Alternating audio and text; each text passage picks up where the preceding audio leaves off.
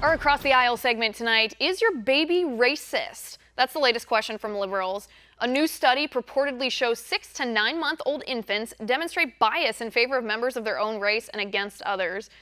But do all these accusations of racism or sexism at every turn dilute actual racism in our country?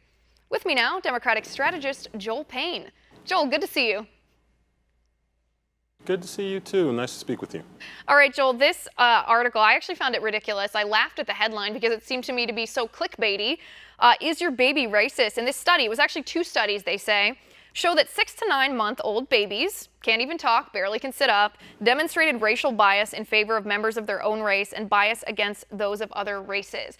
My question based off of this study, not the scientific aspect of it, Joel, but is crying racism at every turn in our culture, does that dilute actual racism? Look, and I think you termed it right. It is clickbait. It's just something that's, I think, trying to spark some interest. Sure, if someone is claiming racism for something that is not really racist, or if they are erroneously claiming something like that, yeah, absolutely, that's problematic. I think we have to get better as a society with understanding the difference between accusing people of racism and spotting behavior that is racially based and racially motivated. And I think there's a negative connotation with all of it, and I think we all have to take a step back and understand we have a very complicated history in this country, and it's going to take a lot of work for all of us to understand all the different dimensions of it. No, and I agree with you on that. I mean, I was going to bring up much the same point myself and say our country does not exactly have a perfect history when it comes to racism. I mean, not even in the too distant past. This is not something that's hundreds and hundreds of years ago. It's fairly recent, so it is a sensitive topic for people of every race, and we should be sensitive about it. But when you're talking about things like this, is your baby racist? Of course your baby prefers the face of his mother and father and recognizes faces that look similar to it. They can barely see past 1 or 2 yards anyway. To suggest that this is racist, Joel, from where I sit, it seems to me like this is part of liberal agenda here to make it seem like everyone is a victim, that everyone is pushed down because of their race. And that hurts me to see that, because when there are actual instances of racism, people become deaf to it when we constantly hear people cry wolf all the time. Yeah, I'm with you all the way up to a liberal agenda. Look, I don't think it's a liberal agenda. I think it's just people who are trying to understand, or trying to help others understand all the differences among us, and helping us pick them out and not be so sensitive when an African American says, hey, this is how this impacts me. This is how what you said affects me. Just as someone who's of an Asian background may have a perspective that I don't have. And just as Liz, you have a perspective that I don't have as a woman. We all come from different perspectives. We all have different points of view. I think we've got to do a better job of listening to each other and of trusting intent. I don't think it helps to call it a liberal agenda, though. And I certainly don't believe it's a part of a liberal agenda. I think it should be part of an American agenda. Right, and I agree with you. I'm going to use your phrasing here. I agreed with you all the way up until the end when you talked about trusting intent, and I guess I don't. I'm skeptical of government. I'm skeptical of our institutions of higher learning when they do things like this. And this is the next example I'm going to get. This happened at the University of Minnesota. An 11-page checklist was nailed to one of their bulletin boards called Check Your White Privilege. The 11 points applied only to white people, and they said you need to learn to recognize if you practice white privilege, and you practice white privilege if any of these things apply to you. And this was the first thing on the list. It is, quote, I can arrange to be in the company of people of my race, of my own race, most of the time.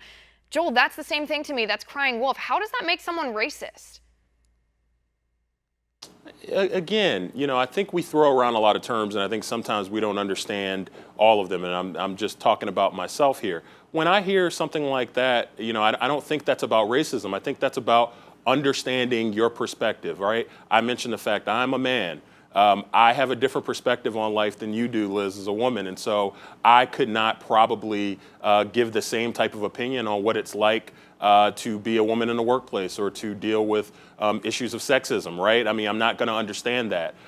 People who are from a different race as me, who are not African American, probably aren't going to understand what it's like to be profiled or what it's like to have assumptions made about you. I think this class in Minnesota, and I think a lot of other similar classes that you might hear about around the country, I think it's just about helping people to understand their own unconscious biases, which we all have. Right, right. No, we do have that. I mean, we do have that. This, to me, takes it past the level of being conscientious, takes it past the level of being sensitive. When you talk about it, you talk about it from your own perspective, and I think that makes it a respectful conversation.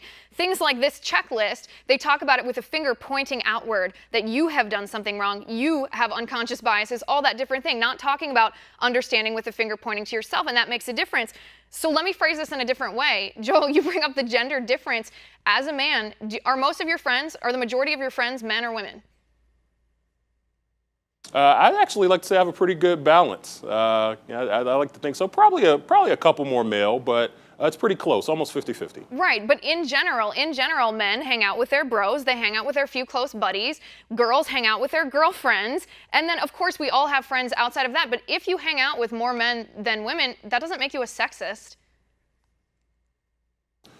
No, and I think we're kind of in the territory where we're comparing apples and oranges. Look, that class, and certainly I think a place of higher education, right, is supposed to be a place where you learn about things like your own privilege, whether it's white privilege or male privilege, whether it's privilege from coming from a certain class background.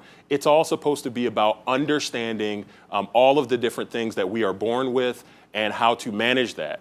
And so I encourage that. I think that's good that class is thinking about that. Right, and I hope that the students in that class take it the right way. Right, but you understand, and perhaps I'm not taking it the right way here, but you understand that as a white person sitting here, to have someone tell me that, because they assume I hang out with people of my own color, that by nature means that I'm racist. I mean, that's sort of an offensive accusation coming from them.